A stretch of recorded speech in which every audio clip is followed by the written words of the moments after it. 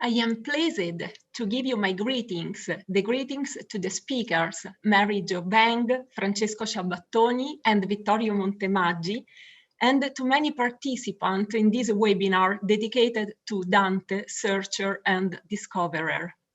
This is part of the series of webinar Questioni di Civiltà, organized jointly by Georgetown Representative Office in Rome and La Civiltà Cattolica, two Jesuit institutions.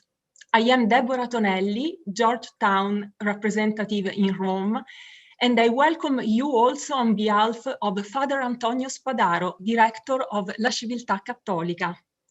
I would like to thank the co-sponsor of this initiative, the Global Engagement, Berkley Center for Religion, Peace and World Affairs, Georgetown Humanities Initiative, Club of Italy. And of course, I would like to thank our colleagues who supported us in making it possible. Ruth Gopin, Yvonne Quick, Shimen Tong, Amy van der Vliet. I would like briefly introducing this webinar by offering a simple and brief framework for the discussion. When Paul and I talked about the possibility of organizing this initiative, we agreed that Dante is not a figure of the past, and neither just an Italian poet. The Sommo Poeta is the source of a continuous inner rebirth. Through him and with him is possible to walk the path of the soul. As Pope Francis said, through his immortal works, still has much to say and offer to those who desire to travel the way to true knowledge, to the authentic discovery of self, of the world, of life's profound and transcendent meaning. His constant spiritual search for the meaning of existence makes Dante a poet able to triumph over time, to cross the space, and to transcend religious boundaries through a Catholic outlook at once distinctive and universal. Dante is at the same time many things.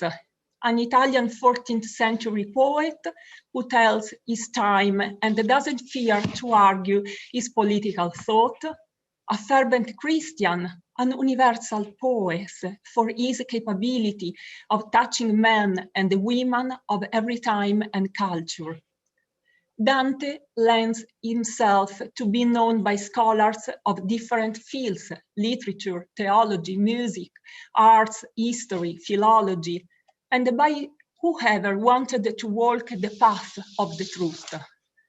The last 10 popes have honored Dante's memory and his value for the Catholic tradition.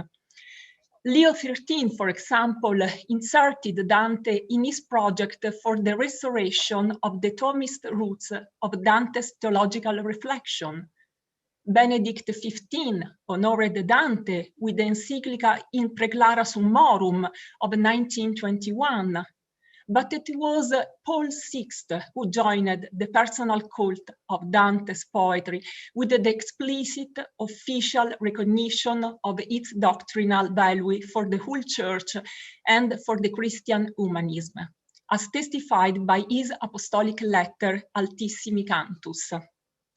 But Dante is more than a Christian poet, and the idea of an intersection between theology and poetry in the Commedia is still uncontroversial.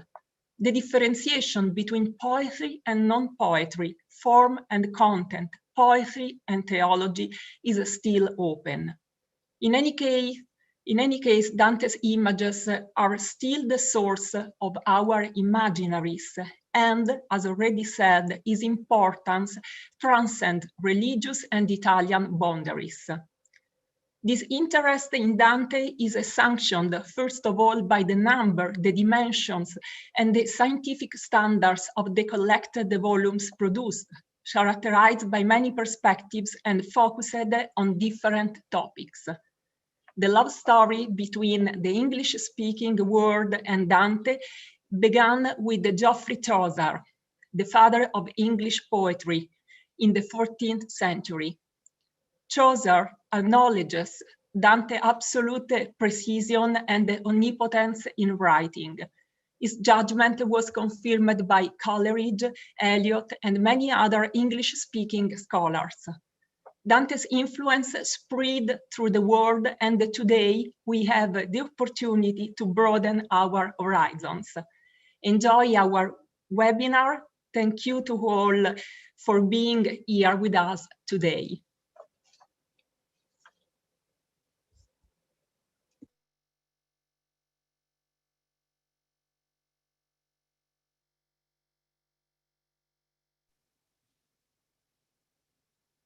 Thank you very much, Deborah. I'm Paul Elie, Senior Fellow in the Berkley Center. And Deborah and I have had the pleasure of organizing a number of these events together. And it's a special pleasure to organize one on Dante because of his stature and because of the stature of the people we have here with us.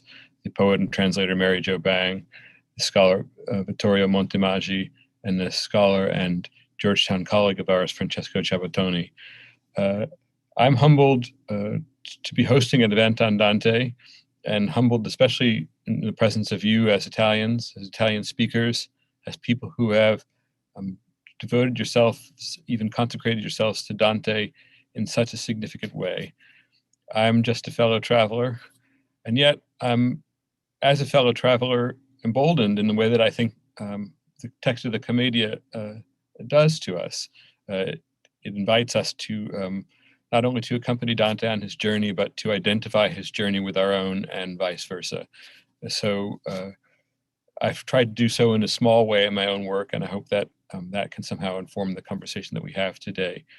Thanks again to all of you who are here, and thanks to all in the audience. It seems apt to me that we would begin with Dante and the words of Dante himself, at least in English translation. Mary Jo, would you open things by giving us a few lines from your rendition of Dante? Just unmute and begin to read, and we can go from there, I suppose.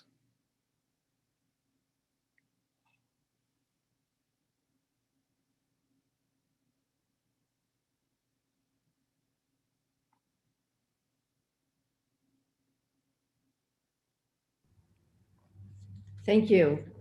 Yes, I'll read the first few lines of my Canto 1.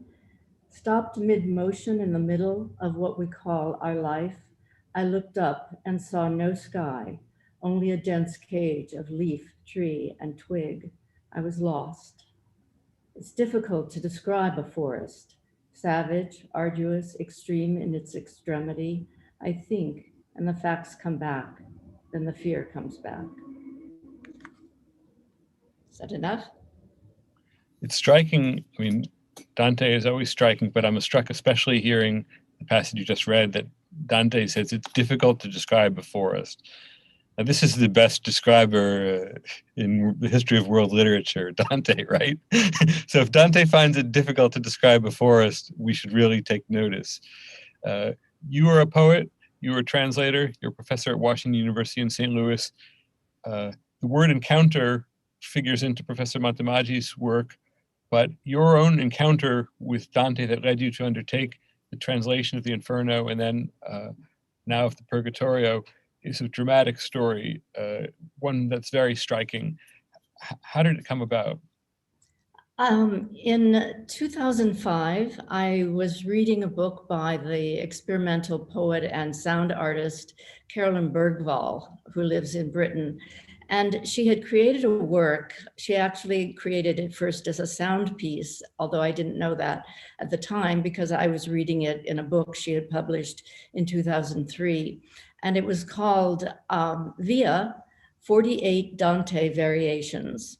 What she had done was to go to the British Library and take down all of the translations of the Inferno that were on the shelves. And it turned out there were 47 of them. She, at the top of the page, put the original Italian, and then she began to arrange these first lines in tercets. Some were prose translations, but she would keep the 3-line configuration. And she arranged them not chronologically, but alphabetically by the first word of the first line. She appended each one with the name of the translator, last name only, and the date. And it was a fascinating found poem, a fascinating construction, because it has that element of repetition and revision, and it becomes rather incantatory after a while. And it's available online, Carolyn Bergvall, via. And if you listen to it, it's just mesmerizing. And I thought I would read just the first couple of entries so that you could see how it works. Along the journey of our life halfway, I found myself again in a dark wood wherein the straight road no longer lay. Dale, 1996. At the midpoint in the journey of our life, I found myself astray in a dark wood, for the straight path had vanished. Craig and Hollander, 1989. Half over the wayfaring of our life, since missed the right way, through a night dark wood, struggling, I found myself. Musgrave, 1893. And it goes on and on. I was fascinated by several things. One, that there is no right way to carry over those three relatively simple lines in the Italian, because these 47 people didn't know each other, of course, and they're writing at different times, and they don't see how everybody else has made these word choices. And yet none of them are identical. None of them are the same. And that struck me. The other thing that struck me was how elevated the language was, that in fact, the ones that were translated in the 1800s were as elevated as those translated in perhaps 2000, the year that she was making the poem. And I wondered what would happen, since we already have all of these existing translations, if someone took the translation and put it into colloquial speech. And yet, because this was a poem, and because poems use sound as an expressive element, I also tried to create a contemporary sound, which usually relies on internal rhyme, assonance, and alliteration. And so I began, and as I began, it was a lot of fun. And for the first 3 lines, I had those 47 helpers, those Virgils. But after that, I wanted to keep going. And so I went to the library and I checked out 20 books in English translations, ranging in time from Longfellow's, the first English translation, 1867, to the most recent one on the shelf, which was Hollander, Robert and Jean Hollander's. And I began to work through Canto 1, using those helpers to see how other people had approached all the possible choices, and then making my own. And by the time I finished that first canto, I decided I would do the entire book. And I did, and it took 7 years to do that. It's amazing, and hearing you tell the story puts the expression "in the middle of the road of our lives," or however you want to put it, in a very different light for me. First of all, it reminds us that we're in the middle of the stream of Dante interpretation. Our sense of presentness often leads us to place ourselves at the end of the interpretive lineage. But of course, we're in the middle. There are many others that are coming after us chronologically and culturally. We're in the middle of a tradition that involves Italians, English speakers of different centuries, speaking to one another through the technology of the book. So you undertook a translation by kind of immersing yourself or putting yourself in the middle of lots of other translations and seeing if you could make it your own, I suppose. Make it my own, but also be rigorously true to the original in terms of what was being said. It was only how it was being said. I wanted to bring it into this moment because Dante clearly wanted his poem to last. And as you know, that's why he chose to write it in the vernacular. He said that literary Latin, the expected language for a long poem, would never change in time, and he wanted the poem to change. So I took that argument as my own and tried to bring it forward into the present time, because everything in that book is still relevant. I'm thinking of, I mean, there's so many examples. I'll just grab one from Canto 5. "Hey, you who come to the Hotel Woe," said Minos when he saw me neglecting for a second his official duties. "Be careful where you go and who you talk to. Don't be fooled by the fact that the door is always open." So this is an attempt at a kind of street talk that sounds like it could come out of 20th century film or whatever. Is that right? It is, and also because Dante, it's a very filmic book, it's a very novelistic book, and part of that relies on the characters coming to life, and each one speaks differently. But if the translation doesn't allow for that difference in speech, everybody sounds the same. There's also a sense in which what I take away from your translation is your attempt to capture the boldness of Dante's address to the reader. In your Inferno, you have, in addition to the verse translation, there's a kind of prose summary of the narrative. It's done in the second person, and it reminded me of Once in a Lifetime by Talking Heads. You may find yourself living in a shotgun shack. You ask yourself, how did I get here? You took up that second person voice to capture the directness of Dante's address to the reader. Is that right? That's the introduction, yes. And so it kind of lays out the poem in that methodology that you just mentioned. And then that's followed by a note on the translation, which talks about the Bergvall and other aspects of my translation. And then the translation proper begins. Hearing you go through those different renderings of the opening, I'm very aware of the fact that we have 3 native Italian speakers just on this panel and then plenty more in the audience. Not to put any of you 3 on the spot, but does any of you have those early tercets at hand and we could hear the Italian right now before we go any further just in English? Francesco? I do. So I'm talking about the beginning, Canto 1? Is that? Yeah, Mary Jo just went through 3 or 4 versions, and might have been appropriate for me to have you do the Italian first, but here we are. So the very beginning of the poem goes: "Nel mezzo del cammin di nostra vita mi ritrovai per una selva oscura che la diritta via era smarrita. Ai quanto a dir qual era e cosa dura e sta selva selvaggia e aspra e forte che nel pensier rinnova la paura." It could go on for 14,000 more lines. But our Zoom license will not allow for that, but I like the idea very much. So Francesco, you're teaching a course at Georgetown, just began, Dante's Afterlife in Popular Culture. And it's part of the Doyle seminars, which have a special humanistic aspect. There's still some spots open in the course, I know. I may ask you to audit the course if the dean allows me. But there's obviously so much to say about how Dante bears on our time. And the most obvious question I have for you, but take this in any direction you'd like, is it 90% Inferno and 5% Purgatorio and 5% Paradiso?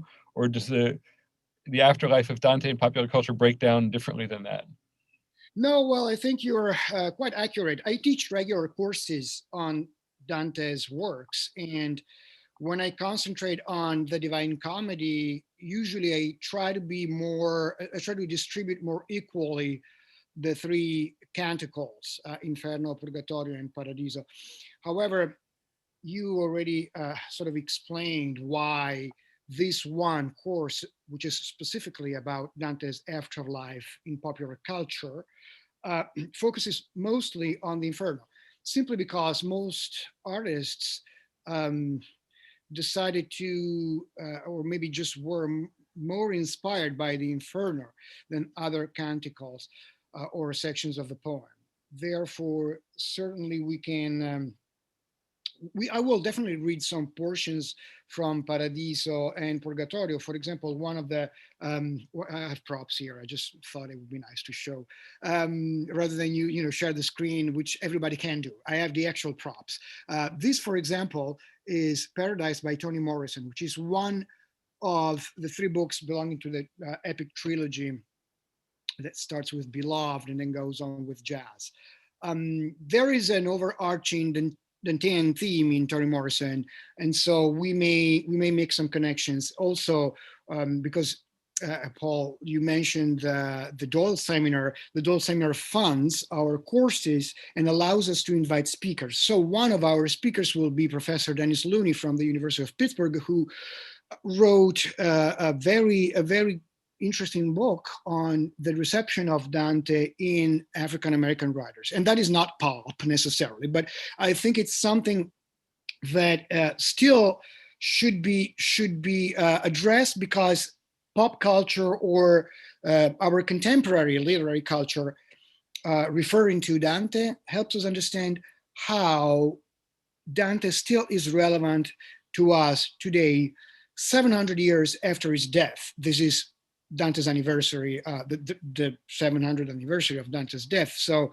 events are being held all over the world to celebrate that and to commemorate and remember his work. But precisely what and why is still current about that.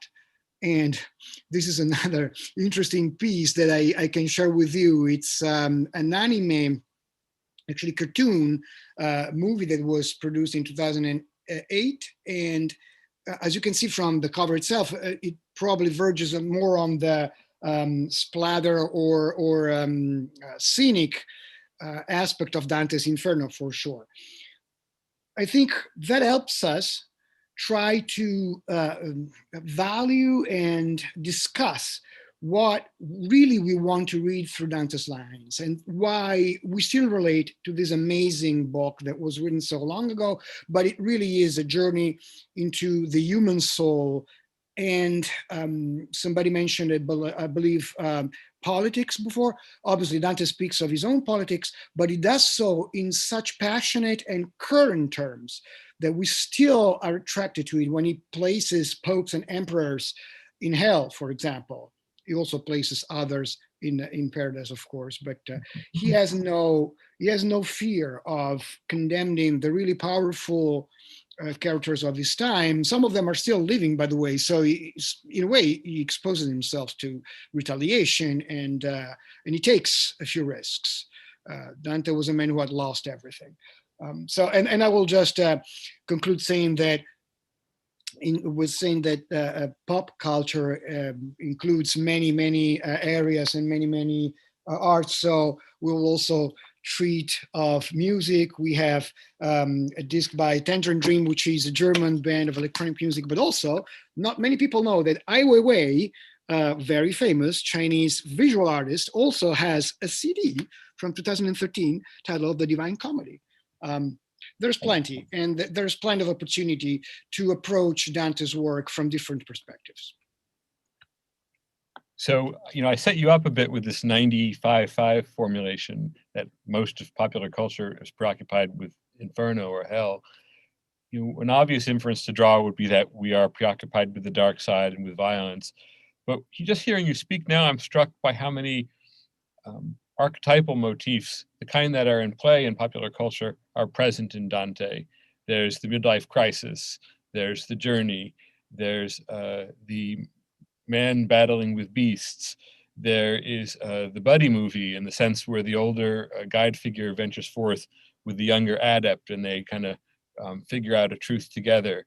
There's, I want to say, even the sequel and the second sequel with the Purgatorio and Paradiso. Are these things also in part of what popular culture recognizes as its own in some respect in Dante? I would definitely say so, yes. And perhaps the most striking feature that also is the subject of so much popular culture is recasting the notions of absolute good and absolute evil.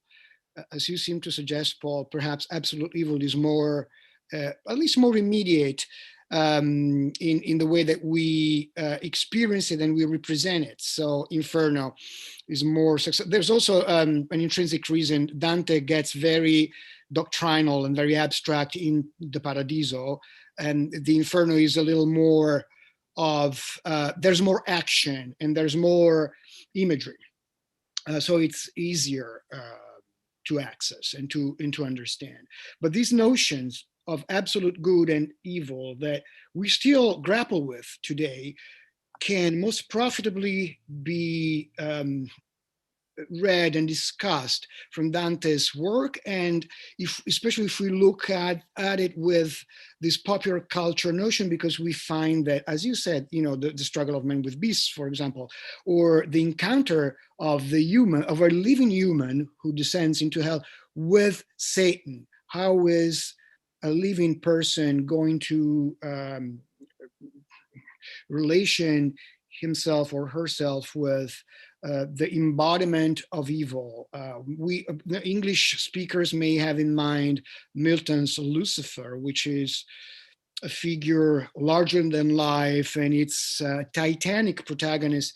When we get to meet Dante's Satan in Canto 34 of Inferno, the last canto, we don't see that greatness and that grandeur. Actually, we may be disappointed at seeing how Lucifer is little more than a huge windmill, that's the expression that Dante uses, stuck in the middle of the earth. But we are terrified, on the other hand, at meeting the souls of sinners in hell. Those are much more scary to us because we look like them and they look like us more than the devil does. I love the point that you make that Satan is a diminished thing, and this is maybe part of Dante's sense of things and his Catholic sense of things, that on earth and in the realm of temptation, Satan looms large, but in the afterlife, something different obtains. You mentioned how the theology can seem to go progressively thicker and denser in the Purgatorio and the Paradiso. And Vittorio, one of the things that struck me about your work in your book on Dante as theology is how you moved, in my experience, and correct me if I'm wrong, so thoroughly off the grid of Thomism and Neo-Thomism that it pervades the discussion of Dante as theology, and onto a set of terms that are personally congenial to me, but also that speaks so directly to the experience of the reader, the experience of encounter, the experience of divinations through self-reform and self-improvement, the experience of love as the force by which these things take place, and the way, you put it this way, with striking power, Dante loves us and wants us to be changed and even to be saved through his text. Am I getting that shift correctly? And can you expound on it a bit? You're a professor at King's College, the University of London, and you're holding a second appointment now. Is that right? Yes, I teach at King's College London, Religion and the Arts, and I'm also currently acting director of the Bonhugel Institute in Cambridge, Institute for Critical Catholic Inquiry.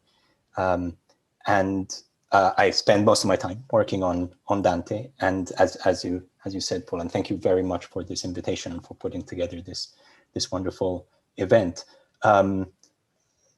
Really interested in how we can think of the form of Dante's text as theology. So thinking about the way Dante writes narrative poetry as essential to his way of doing theology. So not as an ornament, but as sort of inviting us to reflect on story and the kind of story that Dante gives us as theology. And for all their differences, between the three cantiche, Inferno, Purgatorio, Paradiso, for all their differences, one thing that remains constant is human encounter. This is a story that is told in and through a series of human encounters. And one of the things that I'm fascinated by is the way in which Dante seems to want to do theology in and through the particularity of human encounter. So while on one hand, the journey in the Paradiso gets more ethereal, more abstract, perhaps, it still retains that sense of embodied particularity in some ways that are quite dazzling. And And I was thinking of the title of our event today, Dante, Searcher and Discoverer. One particular point in the Paradiso came to mind that for me captures Dante's theology. I often like to say that these are the most important lines of the whole poem. And of course, any statement like that shouldn't be made, but I make it anyway, just to convey a point. So this is in Paradiso 21, and this is the heaven of Saturn. They have journeyed, they being Dante and Beatrice, have already journeyed through a number of heavens. A marker of Dante's progress has been the increasing beauty of Beatrice's smile. But when they reach the heaven of Saturn, she doesn't smile. The smile would be too beautiful. It would incinerate Dante at that point. He wouldn't be able to confront it. And for the same reason, at that point, the music stops, and Francesco can tell us much more about that, and it'd be wonderful to hear him speak about that. So there's this, suddenly Beatrice is not smiling, there is no music, and only one of the blessed comes to greet them at that point. And Dante wants to know why it is only one person that comes to greet them. So, and already that singularity emphasizes that sense of particularity. And so he asks this blessed human being, why is it only you that comes to greet us? And the only response Dante gets at that point is, well, we move in love and we are in accord with divine love, and this is why I'm here. And Dante says, yes, I've been told that kind of thing before, but why you? And clearly Dante doesn't get it yet. And so he gets a longer explanation, basically reasserting the point. And something clicks at that point in Dante. And he says, in the Italian, si mi prescrisser le parole sue, ch'io lasciai la questione e mi ritrassi a dimandarla umilmente chi fue. His words so hit me that I held back my questions and humbly asked him who he was. Dante was so interested in figuring out how God works, figuring out why this particular person had been appointed to meet them. He's so interested in getting an answer to how divinity works. He hadn't asked the person before him who he was. And then he gets it. That's the first question to ask. That's how you encounter divinity. And indeed, this blessed human being, who turns out to be Peter Damian, had explained to Dante that those kind of answers are not available to the human mind. We all participate in divine love. We can't understand it with that degree of objectivity that Dante is searching for, because we would need to stand outside it, and that's impossible. No creature can do that. That's the error of Lucifer. That's what Peter Damian says. And so there's this moment in the Paradiso that is very concrete, very particular, embodied. The journey towards God is the journey of humbly asking those we encounter on our way who they are, listening to them on their own terms, not our own. And one of the reasons I say that this is the most important line of some of the most important lines of the poem is that I think we can take these words as a kind of theological justification for the way Dante writes. That's why human encounter is so central. This is theology done in and through that sense of particularity. It's very powerful to hear you spell it out that way. I asked him who he was, because the plain spoken expression sounds to me, it seems to echo the Gospels somehow. Mm-hmm. Not to put the point too strongly, but the emphasis on particularity in Dante is very bound up with our understanding of him, I think, as a Christian poet. I remember reading, but also as a proto-modern poet. In graduate school, I wrote an essay on Dante's portrait of Francis of Assisi, contrasting it with the two portraits done by St. Bonaventure. And St. Bonaventure's are schematic, and they're set out according to catalogs of the virtues.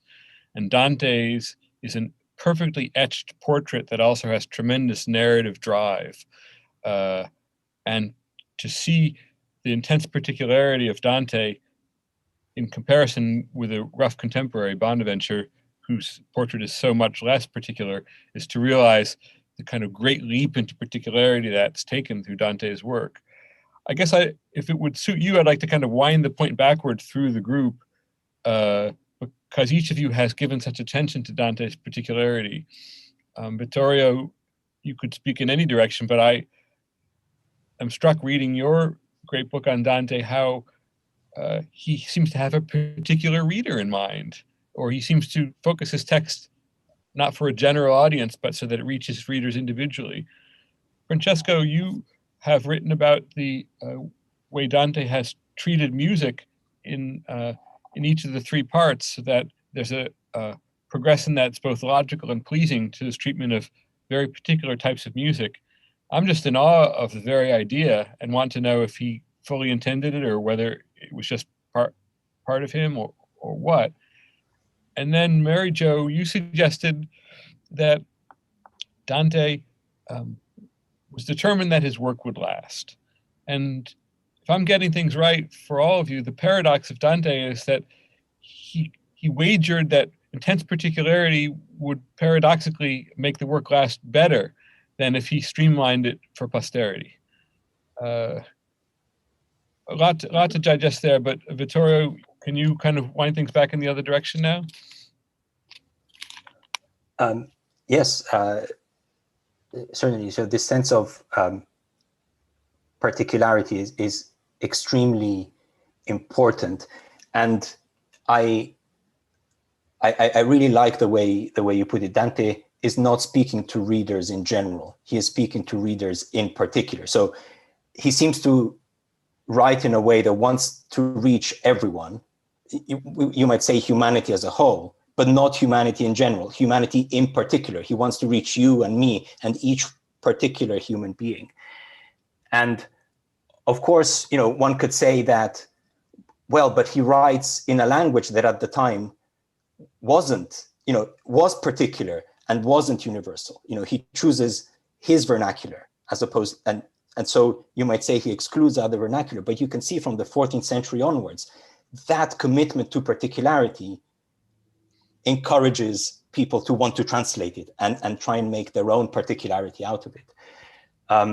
So I think it's really important. I loved in the translation you read at the beginning, Mary Jo, that correct me, I'm not sure I captured it exactly, but what we call life, right? And I love that sense that, and for each of us, that will be slightly different. It will resonate slightly different, but that active engagement of our imagination through, asking ourselves, how is it that we name things? What do we call life? Dante, through his commitment to particularity, seems to find ways that we can each address those questions of universal import that are important for us to address both individually and as a community. And I would connect this to what I was saying earlier about the way that Dante writes narrative poetry and seems to want to do theology through it. That where theology for Dante is not an abstract exercise. It puts us in play. These are matters that are of great importance, of essential importance, of vital importance. And we need to ask the questions and in and through our encounters with each other. Along the journey of our life. Hearing you explain it that way, that what we call life, it's almost like an invitation. And when we come back to you, Mary Jo, I hope you can speak to this, how even those of us who are not translators are invited to translate or to find points of contact between what I call life and what Dante calls life and what the various interlocutors call life. And so the general question of what life is already being raised. Then that schema then is complicated by the material that you deal with, Francesco, in that if we were saying what we call music, I mean, he's focused on specific musical traditions that he strands through the Commedia that belong to his culture and historical epoch, and not to others. Isn't that right? And that's what you've been able to draw out in your scholarship? Yes. There are so many references to music in the Commedia that it is hardly possible to ignore them or not consider them seriously for the overall interpretation of the book, in my opinion, at least. And there are so many different musical situations, and now I'm starting to use the term musical now in a broader sense that I did in the past, because as you pointed out, I started out studying references to singing, especially, particularly Gregorian chant, which abounds in Purgatory. And even in Inferno, although the few references to Gregorian chant that we encounter in Inferno are of a parodic nature, meaning that Dante reverses or distorts those references to Gregorian chant, or at least to ecclesiastical music, to use a broader term. So for example, precisely when Dante encounters Lucifer, Virgil opens up Canto 34 of Inferno by quoting a hymn from the 6th century, which was composed by the bishop of the French city of Poitiers, whose name was Venantius Fortunatus, Vexilla regis prodeunt, which in Latin means the banners of the king of hell are coming forward. Excuse me, there's no hell in the original hymn, but that's precisely the addition that Dante makes to that hymn. Vexilla regis prodeunt inferni. So the banners of the king of hell are coming forward. And that gives you an idea of how Dante distorts purposefully songs and singing that were known to everyone of his medieval audience. As Vittorio was pointing out before, Dante would reach individuals, however, also addressing the common knowledge, a sort of common denominator that every reader in the Middle Ages would share, was the knowledge by heart, I would say, of certain songs. Gregorian chant or certain particularly famous liturgical hymns were in the mind of everyone who would read Dante's poem. And so Dante uses that knowledge. He doesn't need to go beyond the first line. Elsewhere, for example, he quotes a psalm, and many psalms were indeed almost inseparable from a musical performance. The way that they were usually recited was at least cantillated, if not outright sung or set to sometimes even polyphonic settings.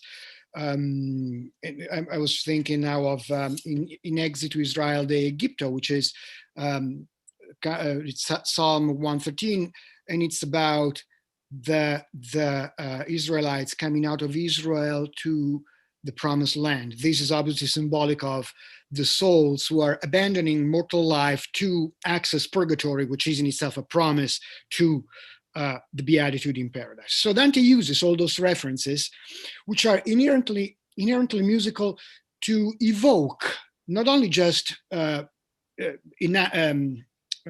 express rational ideas, but also to evoke something that is otherwise not conveyable through words. That takes place significantly in Paradise. In the Paradise, Dante has to rely on the evocative power of music to try to pull out of the sounds, which is something that Mary Jo was referring to at the beginning. As a translator, of course, that is a particularly important aspect of her activity, and a poet always places great emphasis on sound. And when we read the text in translation, sometimes I have the students read the Italian in the parallel text because I just want to expose them to what Dante heard and wanted us to hear. And so when Dante describes or evokes a song, especially in the Paradiso, he wants us to actually hear that music. And as readers from the 21st century now, we sort of probably forgot those original musics, but it would be great to go and do some research to hear those melodies or polyphonies again, because in Paradiso we do find some polyphonies that Dante refers to. And I don't know if you could hear that, but my cat is just throwing his 2 cents in and is starting to sing. So it's probably my signal to stop here, but that's good for music as well. So there's all this music in the Commedia. Did Dante, to what extent is it itself a piece of music or a song? I'm thinking of Virgil, of Arms and the Man I Sing. That's the opening of the Aeneid. So sorry, I mean, it's some of your words. I'm sorry. The Aeneid and the opening lines of the Aeneid announce the work as a song. Of Arms and the Man I Sing. Well, and Dante names cantos his units, his chapters, or cantica, the 3 sections. So obviously the notions of poetry, versification, and music itself are interwoven, interconnected. It's so deep and so old that it can hardly. Because of the word canto, meaning what is canto as a musical connotation? Is that right? It does. Dante obviously wrote his poem for reading, not for performing. But I sometimes wonder myself whether he anticipated the enormous success that his poem actually had in terms of being set to music or in terms of being recited and performed.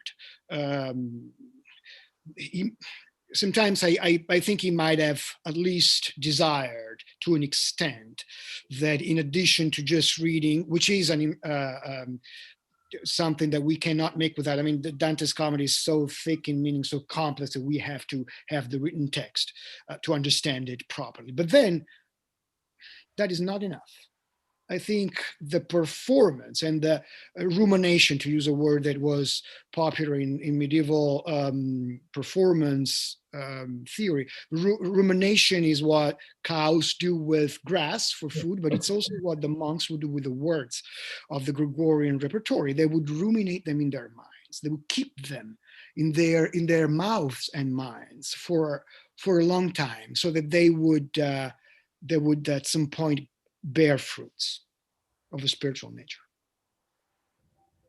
When you put it that way, it sounds very much what scholars who devote decades to certain works must do.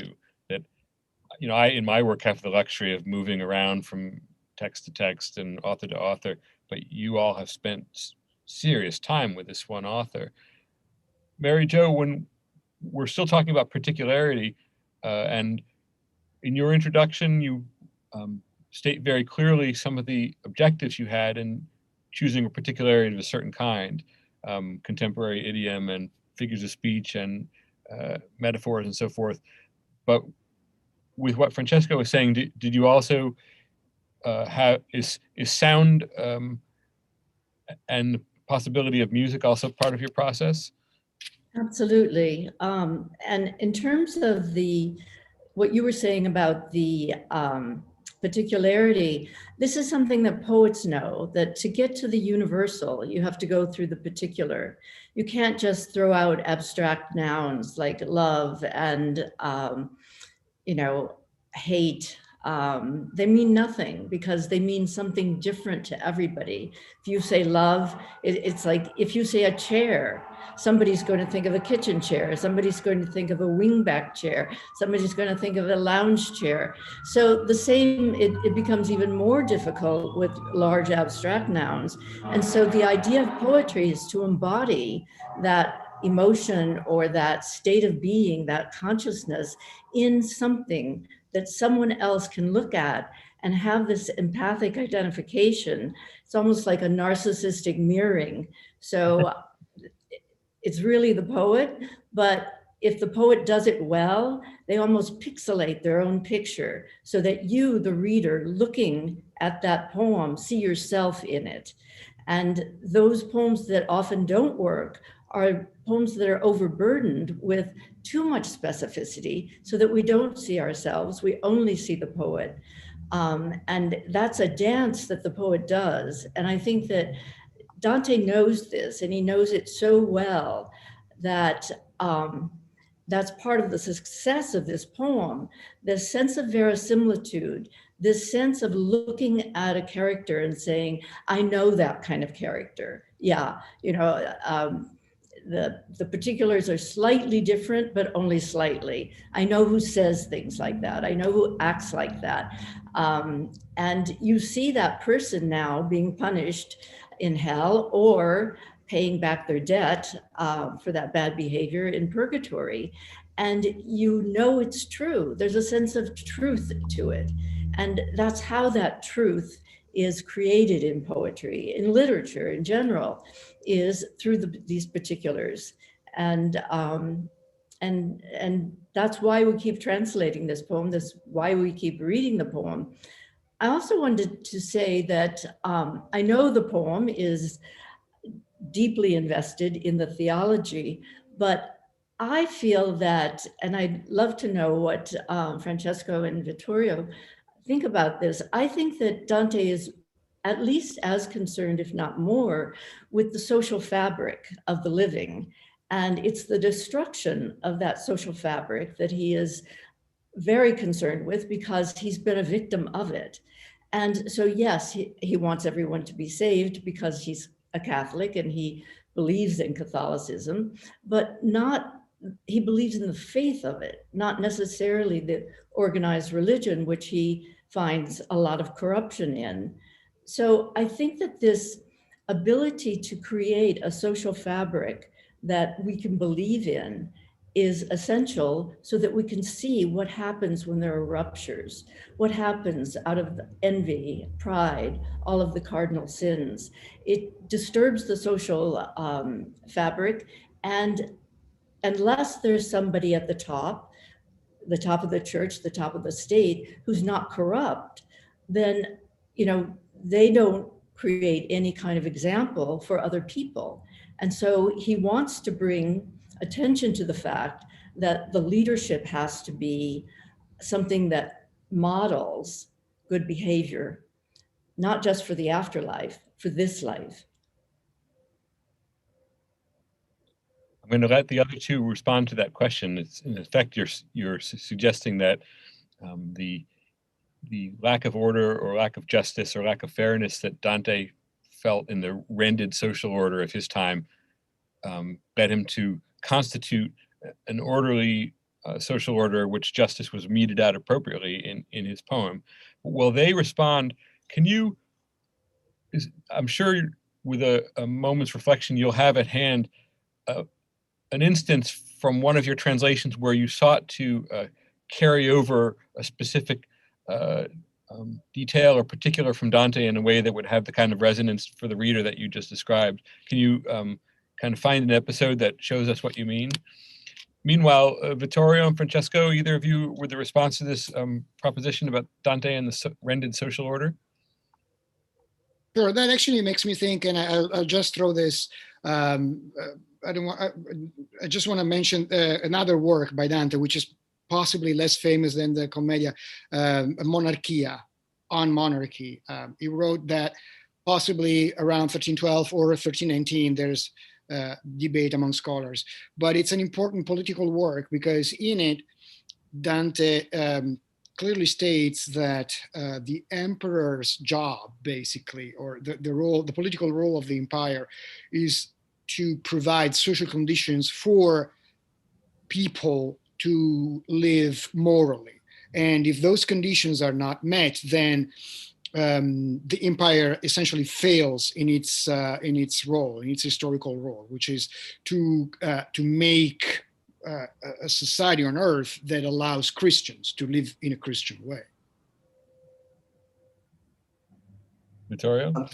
Yes, I would say in response to the really important question, I would say yes, but for Dante, the two are one. And I go back again to why does Dante choose to do theology the way he does, with this story built in and through human encounter? Because for him, you can't separate the two. Thinking about what it means to journey towards God is to think about how we live together here, not in the afterlife, but here. And you know, we can think of a number of points in the poem where this unity shown. We can think, for example, of the cantos of the Heaven of Jupiter, where justice is center stage in more ways than one, but also the question of salvation is center stage. And Dante, the blessed human beings that Dante meets there are rulers in significant measure, and not all of them Christian. Not all of the figures Dante sees there are Christian. Well, Dante, for example, sees in the Heaven of Jupiter the Emperor Trajan, who, according to legend, was allowed to come out of hell because of the prayers of Pope Gregory the Great, believed and was saved. But I think one of the points that Dante is making in that canto is that ultimately notions of divine justice and divine love go together. They transcend human categories by which we think we are able to judge who's in and who's out. And in setting these questions before us, Dante is ultimately setting before us the question of how do we live together? How do we judge one another? How do we love one another? Are the two questions for Dante ultimately are one. And it is in that canto that Dante, in that episode, that Dante gives us, I think I'm going to say it again, one of the most striking passages, I've said it again, but he sees the blessed of the Heaven of Jupiter forming the shape of an eagle. And he says, and then at one point I saw something that like something that no one has ever seen. It's so extraordinary. This single eagle was composed by many human beings. It should have spoken in the plural, and yet it speaks in the singular. And Dante then uses that same language, the language of grammar in a way, to refer to the Trinity. And you can speak of the Trinity in singular and plural. And that connection, to me, suggests that for Dante, the way in which human beings can retain the particularity and yet be one, here and now, in justice, for Dante is sort of connects, is at one with divine love, most perfectly and eternally in the Trinity. So we could go on and on, but I think you raise a really important question. And the way I would explore it is to really think about how, for Dante, the concern with how human beings live justly here and now is one with his theological concerns. Indeed. If I may append just a very quick consideration of a musical nature to what Vittorio has said, I'm thinking of Canto 10 of Paradiso, where two groups of blessed souls, one gathered around the Dominican St. Thomas and the other one gathered around the Franciscan St. Bonaventure, who praise each other's saints' virtues, of course. That is a very musical moment, especially at the end of the canto, because Dante describes their dancing. So there isn't only music being sung out, but also dance being performed by saints and theologians. It's the dance of the theologians. And that is a political metaphor and a social metaphor, because as we know, Franciscans and Dominicans would disagree on many theological points, and sometimes these disagreements were quite bitter.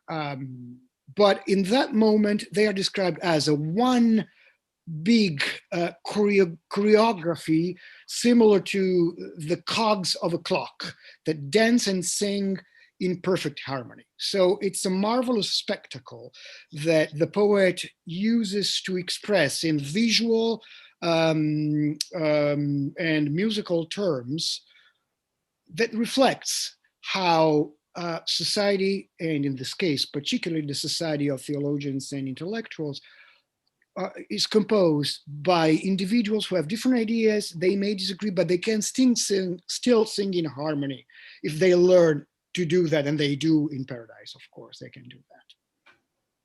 It's a tremendous image, the dance of the theologians, the dance of the mystics, the dance of the saints. What I'm noticing too is how, maybe this is not true of discussion of Dante, but I suspect that it is, the conversations always wind up in the present tense, such as the confidence that lovers of Dante have of the pertinence of Dante to our time. I want to hear this instance of particularity from Mary Jo's translation, but to kind of round out the general discussion before we turn to a few questions from the audience, I would invite each of you to think about how you might reflect for a moment on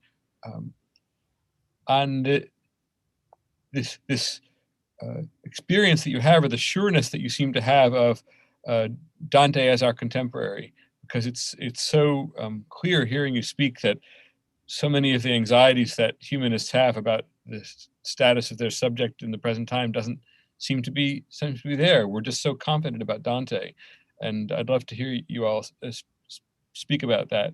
Mary Jo, so you spoke so powerfully about the attention to the particular that is at the heart of the poet's work. Was there a passage that where this was a special challenge, or that you can present to us now? Well, I don't know that there was a special passage. Throughout, I tried to find equivalences from our own culture as a way to suggest that this is taking place now, that there was no break in time from the time that Dante wrote this, or the beginning of time, until the present. So one place was where a boat is described, the boat that Chiron is using to take the souls to hell proper.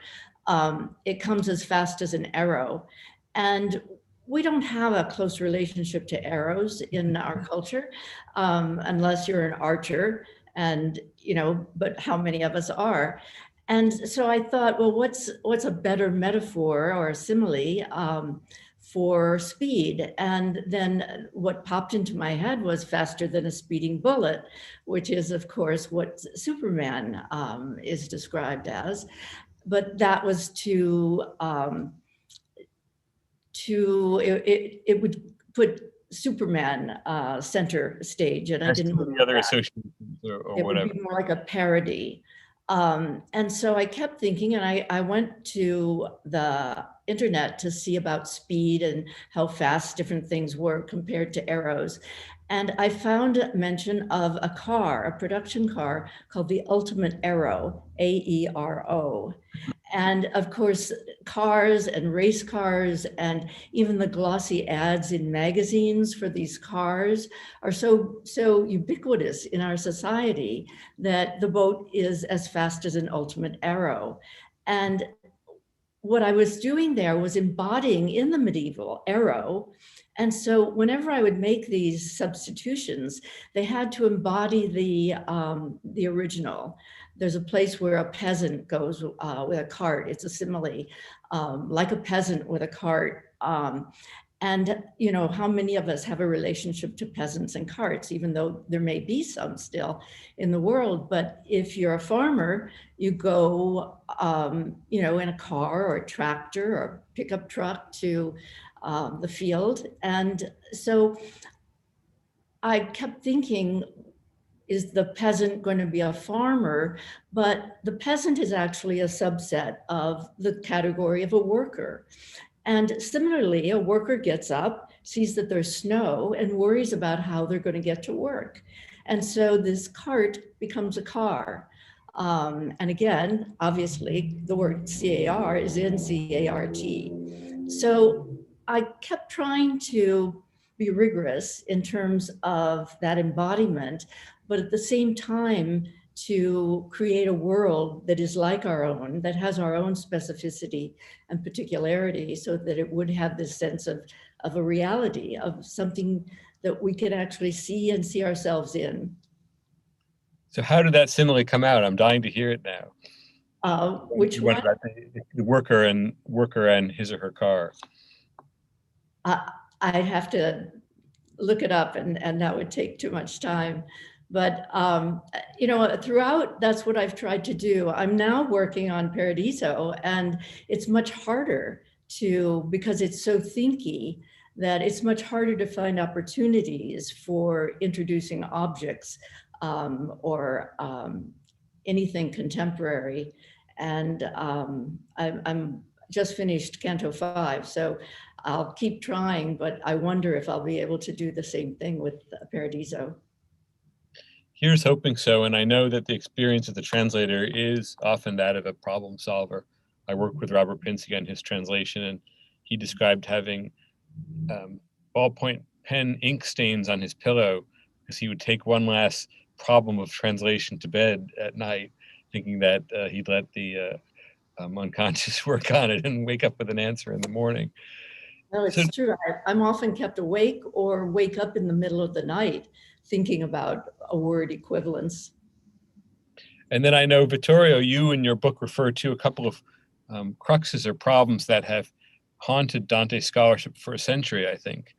I'm thinking of the question of the fourfold interpretation and how pertinent that is to the book, and also what is the significance of the literal sense. So this is a kind of thing that scholars are in conversation with across decades and across languages when they're discussing Dante. Is that right? Yes, I mean, the question of how to interpret Dante's poetry, how to interpret Dante's poetry relative to, say, how scripture was interpreted, has in various forms been a question that has certainly kept Dante scholars busy. One way in which I think this question can be very relevant for us today in our conversation now, but also more generally in our contemporary setting, is that on one hand, we can explore that question in a very technical way, thinking about the different ways in which in the Middle Ages, different senses of scripture were thought of, etc. At the root of that question, I think that the root of that question is a concern with the relationship between the text we have on the page, history, and spiritual truth. And one of the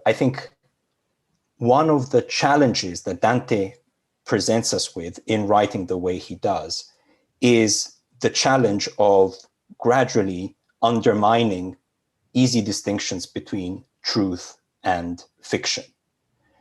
And so that the engagement with Dante's text relative to spiritual truth comes in and through a fiction that is so realistic in a way that does raise the question about itself, whether Dante intends us to interpret it literally in the sense of historically. But I think Dante also invites us to go beyond that and ask ourselves again about the value of that rich embodied particularity that the text presents us with, and how that encounter with particularity can awaken us to spiritual truths. And I think often in a scholarly setting, we can get sort of trapped in ideas and we try and map things out. So at this particular point, Dante is inviting us to read this text in this way, and that we can relate to this kind of medieval notion of reading. At this point, we can do something slightly different. I think it's important to, while doing all that, to retain that sense of living energy that the text presents us with in terms of how it places itself as fiction in history. Dante, a particular human person, inserting his voice in the flux of history. Paul, I loved your comment earlier. We're always in the middle of that flux. Dante knew that well. That's, as Mary Jo was suggesting, that's part of his reason for writing in the vernacular, so that his language is part of that change, part of that flux, the flux of history. He writes the richly embodied particular fiction that is that he writes as his intervention in history that we can encounter in our own embodied sort of particularity. And by doing that, he has written a text that does awaken us spiritually, to the point that we ask, is it meaningful to read it in the way that we read scripture? But that question, I think, is in a way secondary to that living presence of the text in the world. And all that you just said, in a way, is an answer to my question about how Dante is contemporary. It's historical work, yes, we have to be aware of that. It's an imaginative work, and in some ways that are very difficult to understand, it's transhistorical in the way that the imagination is. We read it in a historically conditioned set of circumstances that are different from those of some predecessors who have read it. And yet, all that said, we must read it here and now for ourselves, open to its ability to speak to us personally, not diminishing all the issues that you and I have just articulated, but those don't scramble the signal of the text speaking to us here and now as an individual reader. All those things are in play together, and this is what gives the text its power as a contemporary text. Is that right? Yes, I think so. And it's that capacity of being true to its own historical context, and in and through that, being true to our own, that is remarkable. I see there's a comment in the Q&A. You were inviting us to look at those about, on Primo Levi, and Primo Levi's encounter with Dante in Auschwitz, which I think is one of the most extraordinary moments perhaps in the whole of literature. An extraordinary human encounter between an Italian Jewish chemist, atheist in Auschwitz, with Dante's medieval Christian theological poetry, an encounter that brings Levi to interpret Dante in his own way as part of his history at that moment, in a way that intersects history in so many other complex and problematic ways. Yesterday was Holocaust Memorial Day, and Dante's text sadly presents us with instances of prejudice against Judaism. Dante's language was taken up by fascism in Levi's own time as well. And yet, at the same time, there's a particularity in the text, a capacity in the text to speak to us and awaken us to our shared search for truth and for community and friendship and love that transcends ideologies. And to see that happening in the encounter between Primo Levi and Dante in Auschwitz is powerful and moving, and I think can be given as another example of how the questions we're exploring in our conversation today can actually play out in history and have a real life-giving impact in particular lives. So that there hardly a more specific historical instance than to be Primo Levi in the Lager. That's as historically specific as we can get.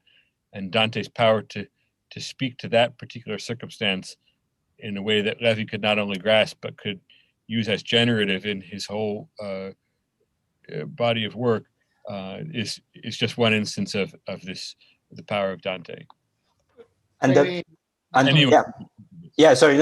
just say, and gives us a sense of this sort of also of this almost inexhaustible mystery that there can be in particular human encounters from across time, space, cultures, traditions. Yeah, sorry, Francesco. Well, I was just going to make more explicit what you already said. I think, Vittorio, that there is this strong connection between Dante's Inferno and Primo Levi's depiction of Auschwitz, especially when we consider that Primo Levi dedicated an entire chapter called Il Canto di Ulisse to Dante's Canto 26 of Inferno. it's even more interesting when we connect this to the relation between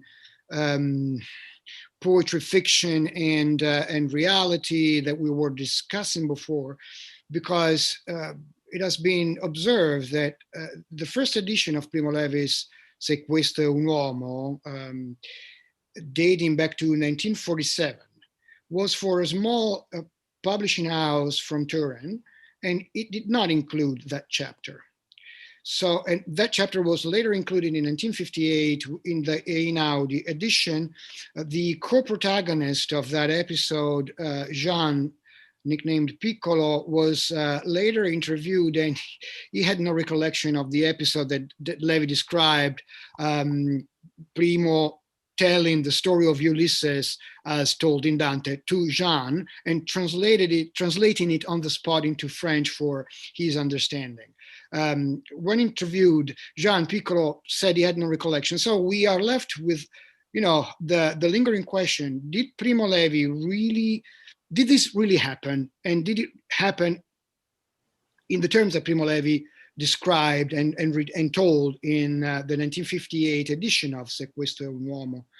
Or to what extent did Primo fictionalize this episode?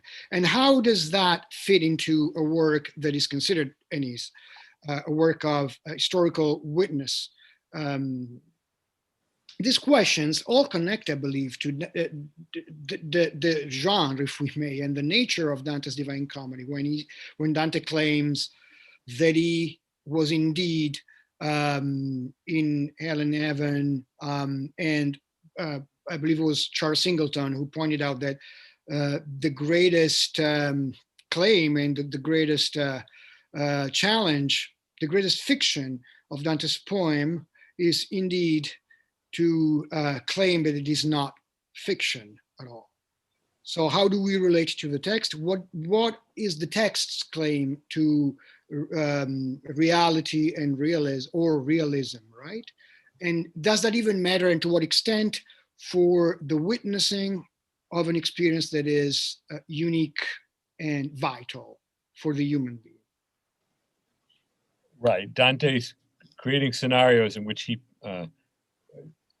two people in hell, one guy is telling the other how it was for him, and there's an element of stage magic or contrivance in it that is very powerful, but also undeniable, I suppose. I just want to pick up a couple of questions from the chat that you could respond to generally or particularly. One is the question of the genre of commedia dell'anime, having to do with the spirit or soul, and how this bears on Dante's work. Another, I'm sure each of you is asked all the time, do you have favorite translations or favorite go-to texts on Dante that you can recommend to the rest of us? I mean, Mary Jo, you went from 47 to 20 to how many are you using for the Purgatorio and now for the Paradiso? Yeah, there is one that I can recommend. It's fascinating. It was first done in the late 1800s, and the third edition, the latest edition, was in 1903, and it's by William Vernon, and it's called Readings on the, and then Inferno, Purgatorio, Paradiso. So Readings on the Inferno of Dante, comma, chiefly based on the commentary of Benvenuto da Imola. And what he does is, it's a prose translation, but he interrogates every word in it and then traces the commentary back to the 1300s. And he'll say, Benvenuto said it meant this, but later so-and-so found this out. And then, my father, his father was a Dantist. My father went to Florence and he spoke to the great Florentine Dantist, who said, only in Florence did this word mean X. And then he uses that word, but then later translations don't. And so it's fascinating to see what sticks in terms of commentary and what doesn't. So I love reading it, and it's been extremely useful to me. Vittorio, you've given a lot of attention to Roberto Benigni and his work on Dante. which I suppose is known to you also, Francesco. Not to put you on the spot, but is that I was surprised by the just the heft and power that you suggest that Benigni's work has. What is it about his work on Dante that's so powerful? I find in Benigni's reading this is the actor Benigni, by the way, the Italian actor, right? Yeah. That what I find particularly powerful is the way in which, with his enthusiasm as a comedian, Benigni, in his readings of Dante, presented in public squares with thousands of people watching, he constantly wishes to point his audiences to the spiritual energy of Dante's text, not as in contrast with the comic or more everyday or more popular aspects of the poem, but as one with it. And this is something you find time and time again in his readings, and he takes it he's prepared to take it, quite far. He says things like, we really have to believe that Dante went on the journey he tells us he went on. We really have to believe that, not because God exists, but so that God may be, in the sense that so that we can awaken to divinity. This is not a journey that describes how things are, but it's a journey that invites us to participate in how things are and in what things can be if we transform our lives. And so to me, it's fascinating to see a figure like Benigni emphasizing these aspects of Dante's poetry. And I've been fascinated sort of more recently to, for example, Benigni was invited to speak at an event in Rome on, I forget the exact details, but on Pope Francis's book, The Name of God is Mercy. And with that same kind of enthusiasm was speaking of the importance of joy in mercy, and connecting that to stories in the Gospels. You were I'm picking up, Paul, on something you were saying earlier. Dante's text. When Dante asked, and I asked him who he was, recalling Jesus's question. Who do you say that I am? Sorry, I'm bringing many things together here, but to emphasize how, in the way that Benigni speaks about Dante, we recognize again a commitment to that, in this case, joyous particularity of encounter, in which we do naturally have compassion and mercy towards others. And I find that sort of remarkable that even in our time, our troubled times, there is a space in our culture for a phenomenon like this, a public reading of Dante that emphasizes all of these things that perhaps put in a different way, we might say, are countercultural perhaps. But I think Benigni has found a way of making the text speak in these powerful ways, and I find that quite attractive. When you're talking about Benigni, it reminds me of something that's so easy to forget. I think if there's one area of experience that we're all equally in the dark about, it's the life beyond this one. And it's easy to forget that Dante had no more direct experience of the afterlife than any of us, that it was just a tremendous act of the imagination. When I think of the imagination outside of Dante, I'm the author of a book about the music of Bach, and he has a cantata, Christlagen Todesspanden, where Christ descends to hell. And it's just the most remarkably vivid account of a descent to hell that I know. Francesco, what's the best Danteist hell that you know? Or is there something you can point us toward where some artist from the culture who's really got it and nailed Dante so that we can go and see or hear what it's like? You mean in terms of musical adaptations? Popular culture. I know you're the man on this. I want to know who really gets Dante and carries it over into other media with special power. Well, I think that question, the answer to that question may change every time at every given point in history, because one particular aspect of popular culture is to be current and to try to present in current terms what is otherwise a classic, and a universal. Right now, I'm enjoying thoroughly comic books, and let me just show you two more props if I have the chance.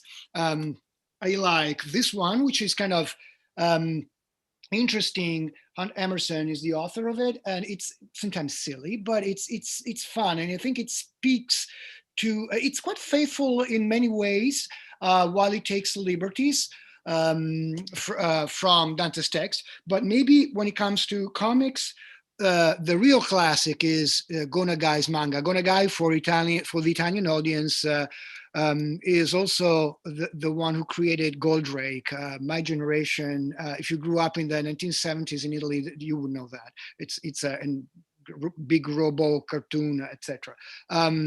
But this one is from 1971, so it's pretty old, and it's comics with extremely interesting art, and it's realistic, and it's very faithful to the original. I think Gonagai did a good job here of adapting to comics, at least.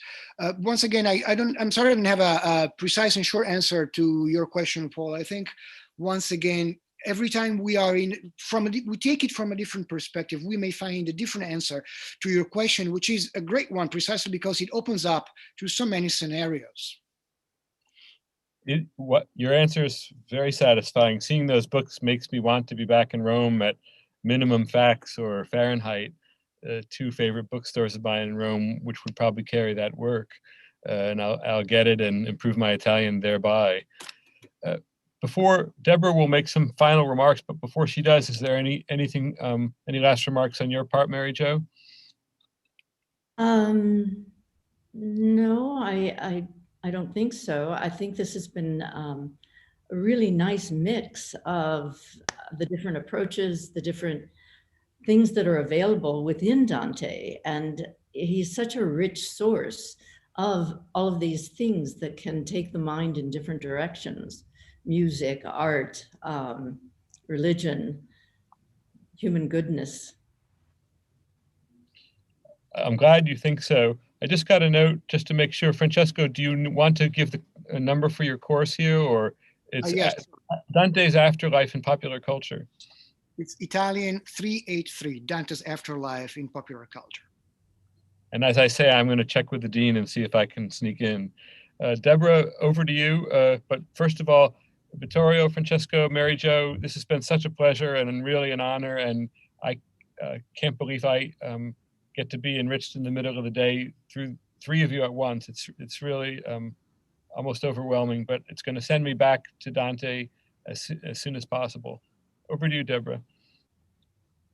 Thank you so much, everyone. I am really grateful to you. In some way, you showed that everyone can have his own experience of Dante, and you really broaden our horizons on Dante. So thank you so much, and thank you, Paul. Thank you to the audience. Thank you.